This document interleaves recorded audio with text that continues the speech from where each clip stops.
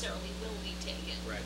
But I think. But I'm fine with it being eliminated altogether. Yeah, I am too. Moving on to page 15, we just put some language in there about the drop-off procedure at the middle school. Drop off to the right, follow the signs. That wasn't clear.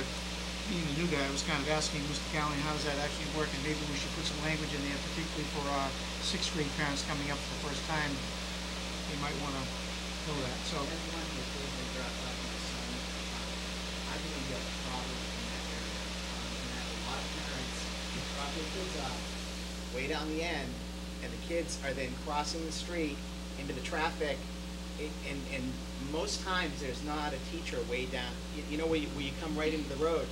And I've seen several kids just dart out right into the traffic. So I think that's something, I don't know how you fix it, but I think that is an issue. I think clarifying it even more is a good idea, but I think you're gonna have to keep a watch on it. Absolutely. Mr. Callen did point that out to me, and with the new pavement and the new parking lot, some new signage, some cones we're going to put out. We're also going to be looking at that very carefully, particularly at the opening of school, where we can set new behaviors and new practices. So we're going to be looking at that very carefully. And if we have to come back to a cover letter to parents to really outline step by step, we'll do that. But I hear. You've got the new sign right now, and maybe first day in school you can have something up there that says, "Do not drop your child off here." Because that's actually right down there is where a lot of the drop-offs happen. Right. So you can think about that. Welcome to the new school year. Don't drop off kids. Absolutely. Further on down that page, the handbook has, for a while, has been talking about a group of suggestions, in particular about dress code, which is coming up. And I suggested that perhaps we should call them guidelines as opposed to suggestions. Suggestions kind of lend itself to the fact that maybe we don't really mean what we're saying, so instead of using the word suggestions, I just superimpose guidelines. Nothing is really changing with regard to the dress code, except that we would like to have students also remove their hoods. Sometimes you have to be very specific. So, other recording devices was just added another, it's all worded. On page 17, we talked about wireless communication devices, and school committee has a policy on that, and it's reflected here. One of the things we were suggesting to the middle school students that if you have it in your pocket, you might be tempted to use it anyway. So we're thinking maybe we should encourage you to put it in your locker, which engaged Mr. Callahan and I a very interesting conversation. With that language in the handbook, put it in your locker, I said, well, you give the students lockers, but many of them don't have locks. So that really sets the kid up for failure. So what we're going to do is we're going to purchase some very typical combination master locks, standard issue, if you will, one which the school can have keys to the back, and we will make them available at no cost to the students. Obviously, if they lose it, they'll have to pay for it, but we would like to give them the option of, we'll give you a lock, which also helps us with the problem of if students start putting their own locks on, that can be a security problem. So I think we should go to buying some, they're not very expensive. We'll have locks available to any student who needs it for his street locker or for his gym locker, so that we can help, so that now when we say put it in your locker, we'll give you the lock. It should hold room or water. So, all right. Again, guidelines on page 18, and there's a very nice definition for inappropriate behavior surrounding bullying and harassment. I did some work at Georgetown on this topic, some extensive work, and what I like to do here is I wanted to add some kid language, if you will, to exactly start to delineate what are we talking about when we're talking about bullying. So there's a list of examples there so that kids get the idea that what we're talking about. And I like the first one, learning behavior, because that covers us. Yeah, that's a very good way to start the list. Yeah. Okay. Obligations to your education. On page 20, delineating that participation in certain activities can have a negative impact on the activities at the end of the school year. that's language that Mr. Hodges was asking to put in, and it fits pretty well there. We added the word paintballs. I think there's been an experience, I think at the high school level, with a student in possession of paintballs, so we added that to our handbook as well. Course of studies, we did change the schedule. We modified the schedule a little bit. I think it's a nice framework, and I think going forward we're going to address a lot of the concerns that the committee had, parents had. So with that in mind, you'll notice that general arts classes, including physical education, will be offered on a 6-day cycle. Pretty simple: 3 days of gym, 3 days of art, 3 days of music, 3 days of computers. In 7th grade, world language, 3 days of world language fit into the general. So that's what that 3-day, 6-day cycle means. In grade 7, to address class sizes as well as make the academic schedule work for the students, we're going to add a second language arts class for all students in grade 7. So typical core subjects: math, English, science, social studies, and a second English language arts class. So it will be a 5 academic core schedule for grade 7.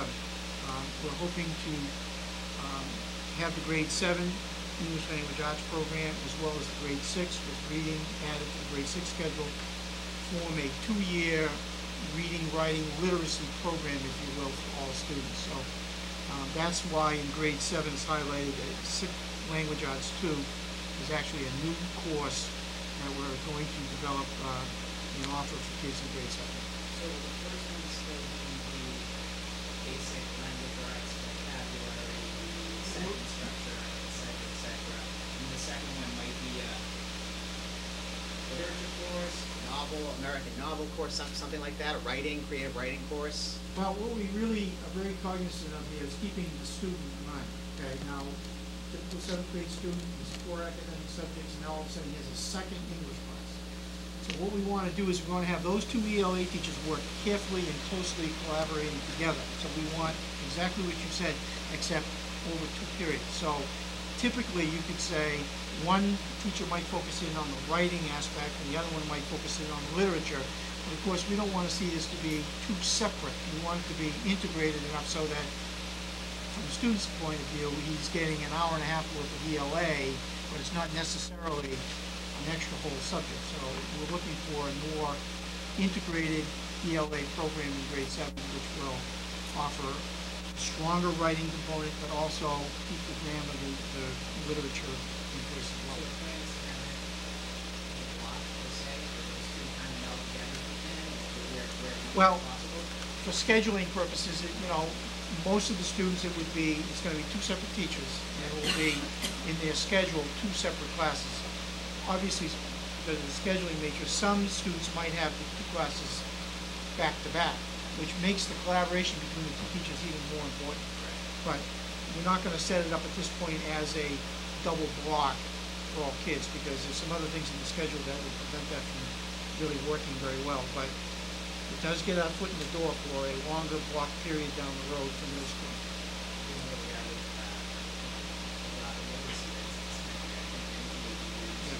Bring more writing, more reading, more literature into, especially at 7th grade level. I think that's excellent. True. Yeah, can I just comment on this? I'm really impressed and pleased with Mr. Porcher's just jumping right in here and taking hold of the middle school schedule.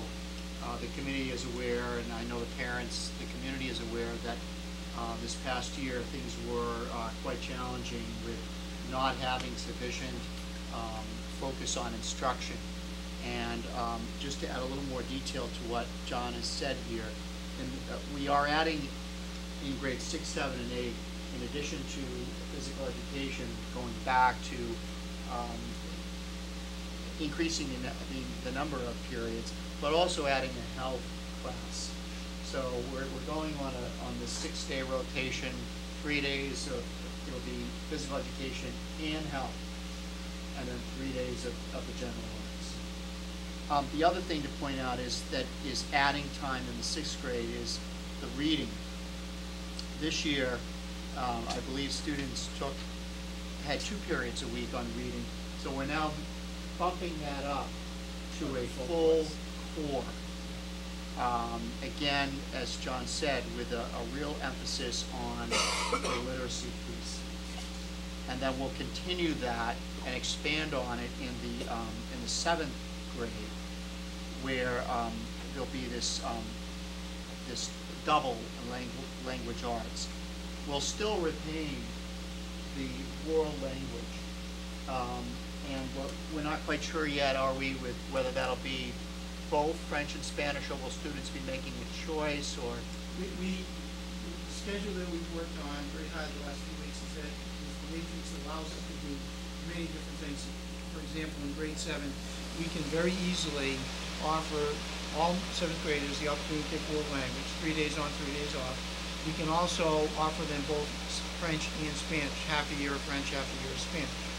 When I talked to Mrs. Cahill, the department chair, she recommended that the first year out we stay with the student selection. At the end of last year, grade 6 students pick their language, so they're going to come in, and we're planning at this point that student will stay with the language throughout grade 7, the one they chose, as opposed to changing it, coming back in September, and oh, by the way, we decided that you're going to take both French and Spanish.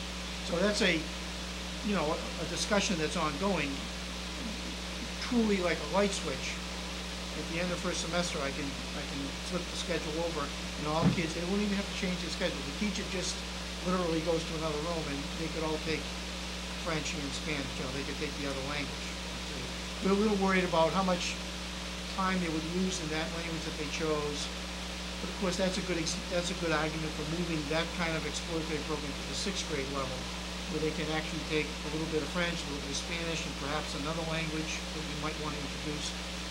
Work it into grade 7, where they make a choice based on experience, and then they use the 7th grade and 8th grade year to complete their first year of the world language and be ready for level 2 when they get to 9th grade. So the matrix of the schedule, as Dr. Troughton was saying, is such that kids will now, gym 3 days a week for the entire year, all middle school students. Same thing with computers, art, music, or performing arts. Albeit the music, the art, the computers is actually only a semester, not the whole year. So the kids, all kids in 6th, 7th, and 8th grade will have PE, art, music, or performing arts, computers. So we are talking about integrating in the music program a performance drama piece as well. And the other change in the 8th grade, we are increasing the number. We're putting the world language study, whether it's French or Spanish, has now moved to a full 4. It was 4 days. 4. Right. 5 days a week. So when you add all of this together, you will also see that the academic seminars, which were the cafeteria studies, are now going to be focused on study skills taught by the teachers. The study skills, study halls, it's going to be a different approach with subject. Core academic teachers will be in a small group. The only way you can eliminate all of those, there are some in the schedule, all students will have them. Students will no longer have a double study hall in a row, a double study hall 2 in a day. They may end up with 1 3 days a week, and then that might wind up with a gym class, for example. In order for us to completely eliminate those, we would have to talk about adding a tech ed program or another type of general arts class to take those slots. But the scheduling matrix, again, it's all right there. If you were to add something, I could easily, quickly predict exactly who could take it, what the student impact would be, how many study halls would go away, those kind of things. Well, you would, so as we go into the budget process, we can begin to look at some of those options, but clearly the matrix of the schedule is such that we're not going to have to do this again next July. It's here, I think, to stay for a while, and we'll be able to make adjustments as we see fit. We talked a little bit about the reading being added. I just dropped the word comprehension because, again, it's a program that's unfolding here, and we're